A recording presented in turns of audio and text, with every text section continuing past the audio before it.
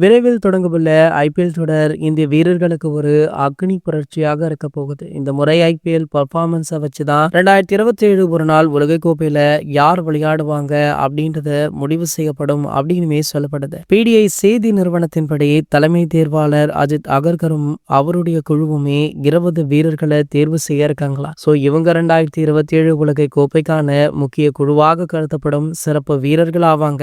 புதிய முகங்களை தேடுவதற்கு பதிலாக தேர்வாளர்கள் இப்போது இந்த 20 வீரர்களுடைய ஆட்டத்திறனையும் உடற் தகுதியையுமே உன்னிப்பாக ஆராய்வாங்களாம். அதாவது இந்த 20 வீரர்கள்ல யாரேனும் ஐபிஎல் தொடர்ல சொதப்புனா அவங்க உலகக்கோப்பை தகுதி பெறாதவர்கள் அப்படின்னு கருதப்படுமா. இதற்காக பிசிசிஐ ஒவ்வொரு தேர்வாளருக்குமே பொறுப்புகளை ஒதுக்கியிருக்காங்க. அஜித் அகர்கர் மும்பையில தனிப்பட்ட முறையில முன்னின்று வழிநடத்துவார் அப்படின்னு சொல்லப்படுது. அதே நேரத்துல எஸ் தாஸ் கொல்கத்தாவில் நடைபெறும் போட்டிகளை மேற்பார்வையிடுவாரா. ஆர்பி சிங் மற்றும் அஜய் ராத்ரா டெல்லி என்சிஆர் போட்டிகளை மேற்பார்வையிடுறாரா. பிரக்யான் ஓஜா அவர்கள் பெங்களூர் மற்றும் ஹைதராபாத் உள்ள மைதானங்கள்ல பணிகள்ல இருப்பாங்க. ஒவ்வொரு வாரமுமே இந்த தேர்வாளர்கள் மைதானத்திலிருந்து தங்களுடைய ரகசிய கல அறிக்கையை அனுப்புவாங்களாம். அதுல எந்தெந்த வீரர்கள் அழுத்தத்தை சமாளிக்கிறாங்க, யார் சமாளிக்கவில்லை அப்படின்ற குறித்த விவரங்கள் இடம்பெற்றிருக்குமா. சோ ஆகையால பாத்தீங்கன்னா வீரர்கள் தற்போது அதிரடியாக தயாராகிட்டுமே இருக்காங்க. கூடிய விரைவிலேயே அந்த 20 வீரர்கள் யார் அப்படின்ற பட்டியலை